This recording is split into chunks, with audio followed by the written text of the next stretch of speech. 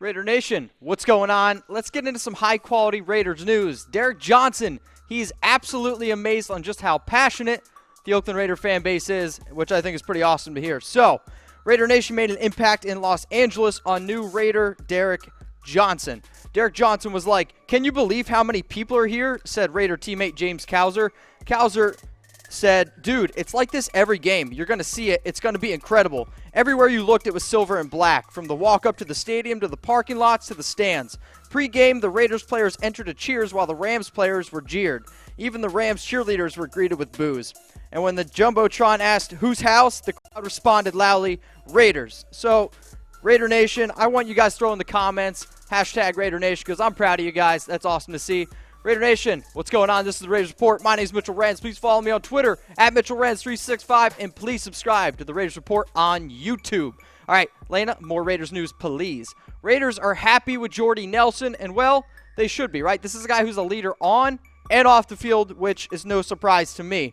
Now, Jordy acknowledgement, it took a little time to him to get adjusted to the new environment with the Oakland Raiders. Nelson got out very quickly, though, and has done his best to fit in and adjust right away, becoming a leader in the receiving room and a trusted target for quarterback Derek Carr. He's been a playmaker on the field, Coach Jon Gruden said Monday. He's been a consistent, reliable target at a couple positions. He's been a real good influence behind the scenes. We've been really, really happy with his addition to this team. Nelson will get a chance to face his former team this week, the Green Bay Packers. The last news I got for you guys, well, there's a jail and a courtroom and the new stadium in Las Vegas, which is probably a good thing because, well, Raiders fans, you guys are pretty feisty, and it's Vegas after all, right? So, on the heels of a massive fight between the fans during the Raiders' second preseason game, and the announcement was made about a future home for the Raiders. When it comes to fighting amongst fans, the new Las Vegas stadium will have absolutely none of it. This situation will be taken so seriously that the stadium will have a small jail and courtroom to, and quote, deal with the unruly fans. As things currently stand, though, the stadium will open in 2020, so Raider Nation, you guys can get your shit together until then, right?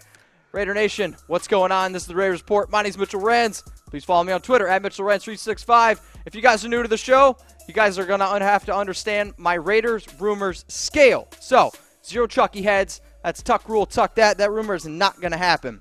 1 Chucky head is a small shred of truth, 25% chance of happening. 2 Chucky heads, people are talking 50-50. 3 Chucky heads, pretty likely. I like to think 75% chance. And then 4 Chucky heads, believe it, baby. 100% this rumor is going to happen. The first rumor I got for you guys up on the board, Chris Warren. Is he going to make the 53-man roster? I'm going to give this one 3 Chucky heads, pretty likely. Now, Warren freaking deserves it. He's looked so incredible, and he's been playing well too, right? Giggity. Chris Warren has been making a name for himself this preseason. Warren has seen a number of snaps in the NFL preseason games and is currently leading the Raiders with 196 rushing yards on the ground. Saturday was a big day for the rookie running back, and he took advantage of his opportunity by racking up more than 100 yards rushing and his first NFL touchdown of his career and a 19-15 loss to the Rams. He's a good back, isn't he, Gruden said. He's a big, powerful back, and he's taking care of the ball. If Warren makes the team, that will likely, though, mean the end of DeAndre Washington. So, guys, I want to know from you, which Raiders running back is going to make the final roster? If you think it's going to be Chris Warren, give me a heart. If you think it's going to be DeAndre Washington, give me a like. My money's on Warren. That dude's running with some absolute power. The next Raiders rumor I got for you guys coming up on the board, Gareon Conley's not a starter. I'm going to give this one 1 Chucky head, small shred of truth. So, the Raiders, they sat every single buddy, and they sat all their starters besides Gareon Conley and Arden Key this past week. Now, I'm not sure if Key will start right away, but I'm confident that Conley will. The Raiders just want to get the former first-round pick some more reps. Conley missed most of his rookie season with injuries and has been battling a hip injury this offseason. Conley played well on Saturday with a pass breakup. He was also involved in a tackle, and he played on 9 snaps. So, Gruden commented on Conley saying, "We really need this guy." So that's why it's 1 Chucky head not being a starter. Next Raiders rumor I got for you guys coming up on the board, Maurice Hurst. Is he impressing the coaches? I'm giving this one 4 Chucky heads because, well, believe it, baby, because, well, this guy, Maurice Hurst, is an absolute stud. Maurice Hurst might have been a first-round pick if it wasn't for his heart condition that knocked him off many teams' draft boards. Hurst stole the show bulldozing past the Rams' Aaron Neary for a third-quarter sack. His get-off, balance, and consistent effort has the Raiders coaches believing they pulled off a draft coup and choosing the 290-pounder in the 5th round. So don't be surprised to see him running with the first team for at least a portion of the remaining of the preseason games. So, guys, I think it's awesome to see a guy like Maurice Hurst succeeding. So I want you guys to please comment some hearts in the comments down below for Maurice Hurst. The next Raiders rumor I got for you guys coming up, and well, this one's about Khalil Mack. And is Khalil Mack going to play week 1? Find out after a word from our sponsor, Visit a Main.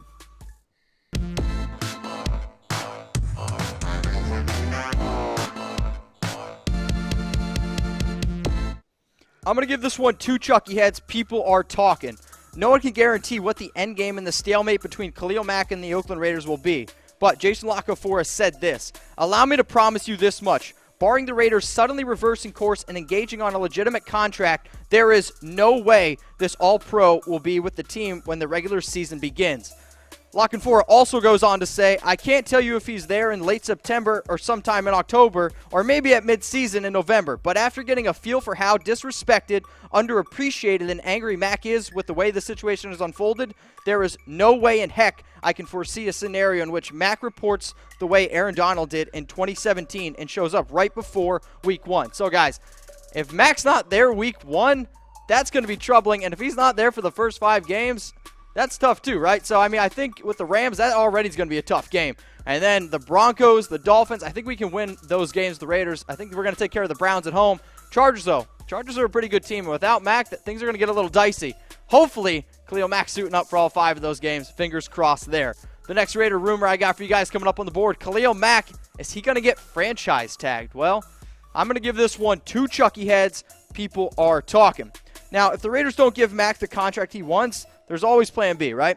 If the plan is to franchise him the next 2 years at approximately $18 million in 2019 and $21 million in 2020.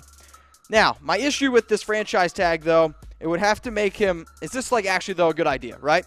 So let me point back to Cousins versus Washington in 2016 and 2017 as evidence. If that's the case, you would have to anticipate that Mack would wait until right before the regular season to sign the franchise tag, as others have done in the past, and as he's already displayed he's willing to miss preseason games in 2018. Now, is that the smartest way to team build under a new coach, with all involved knowing their best player is just biding his time to sign a huge contract someplace else? I'm not sure. With an unsigned franchise tag, there is no fines for skipping out on any of the otherwise mandatory spring and summer football activities, and not having Mack around for any of that is less than ideal. So, true or false, the Raiders could franchise tag Khalil Mack. If you think they should, true or false, the Raiders should franchise tag Khalil Mack. If you think they should, give me a heart for true. If you don't think they should, give me a like for false. Okay, last Raiders rumor I got for you guys coming up on the board: the Raiders turning down trade offers for Khalil Mack. I'm going to give this one 3 Chucky heads, pretty likely. Now, this one's from Albert Breer, all right? So if those last 2 rumors scared you a little bit, well, maybe Albert Breer can calm you down a little bit. It appears that the Oakland Raiders aren't even entertaining trade proposals for Khalil Mack. According to Albert Breer, the Raiders are turning down teams looking to trade for Mack. Breer stated that teams looking for Mack are quickly hit with a no. Breer notes any team interested in trading for Mack would have to be willing to give up at least a first-round pick and be in a position to offer $20 million per year in a contract. So, guys, this is a big-time contract, right? So I want to know from you, this is a tough question. Who is more important to the Oakland Raiders' success? Give me a heart for Derek Carr, or give me a like for Khalil Mack. It's definitely a tough one. I'm interested to see what you guys have to say. Raider Nation, what's going on? This is the Raiders Report. My name's Mitchell Renz. Please follow me on Twitter at MitchellRenz365. And if you guys are watching on Facebook, please like Oakland Raiders by Chat Sports so you know exactly when I go live. I talked about news. I talked about rumors. Now I'm going to get into the Oakland Raiders depth chart heading into week 3 of the preseason. And I think it's only right to start with the quarterbacks. Am I right? So the first guy coming up there is Derek Carr. And, well, Derek Carr, I think, is the clear starter. There's no doubt about that. What I really want to watch, though, is how Connor Cook and how E.J. Manuel do in their competition because, well, the third game is the dress rehearsal, and that's the game that could ultimately decide whether which guy is going to be backing up Carr or not. All right, the next position I'm breaking down is the running back position, and Marshawn's the lead guy who was an absolute stud at the end of the season. Last year, they brought in a guy like Doug Martin. But let's not sleep on Chris Warren, right? Chris Warren has been just an absolute monster, and I think Warren could make Jalen Richard step aside. I think he might be kicking Washington out the door. So, hey, this is going to be an interesting thing that I'm going to watch in the Week 3 preseason game. But I want to know from you guys, right? How many rushing yards is Marshawn Lynch going to have in 2018? If he's the lead back for the Raiders, and, well, Gruden has already said that he wants to pound the rock. He was really good at the end of last year, right? 424 rushing yards over the last 5 weeks of the season. So I want to know from you guys, beast mode, how many rushing yards in 2018? Please comment below. The next position I want to deep dive into are the wide receivers for the Raiders. Amari Cooper, I expect a big bounce back year. Jordy Nelson, we talked about him earlier in the show. Martavis Bryant, can he live up to his hype? Dude is unbelievably talented, but needs to get it together. I like Ryan Switzer out of the slot. And Aitman also has been impressing during preseason. But guys, I want to know from you, the show, right, just isn't always about me. I want to know from you guys, which Raiders wide receiver will lead the team in touchdown receptions in 2018? I know Carr had 7 last year, but now they don't have Crabtree. So, which Raiders wide receiver will lead the team in touchdown receptions in 2018? All right, let's head over to the tight ends, because we all like tight ends, right? Jared Cook, clear guy there. He led the Raiders in receiving yards last season.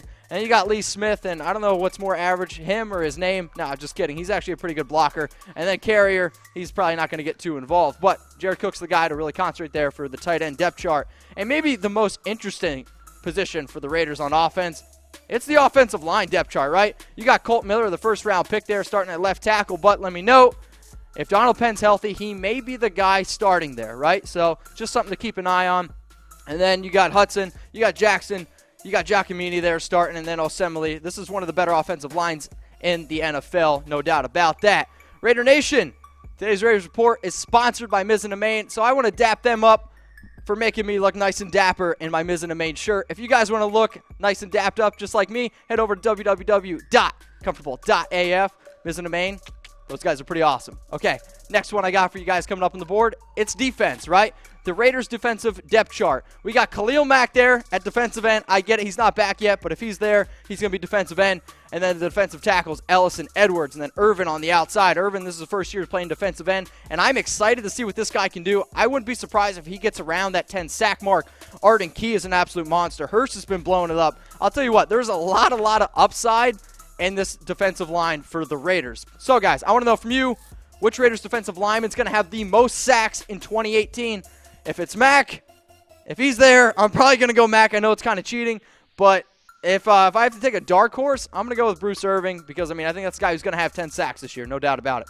Okay, the next one I got for you guys coming up on the board, linebackers, right? So we have Derrick Johnson there, middle linebacker, Whitehead over there, and then Lemur. So this is a team where this is the position that needs to step up, right? Without a guy like Navarro Bowman dominating the middle linebacker position, this is the position for the Raiders defense that needs to show up this year. So, which Raiders linebacker is going to have the most tackles in 2018? Navarro Bowman led the team last year with 89 in only 10 games, so I want to know which Raiders linebacker will have the most tackles in 2018.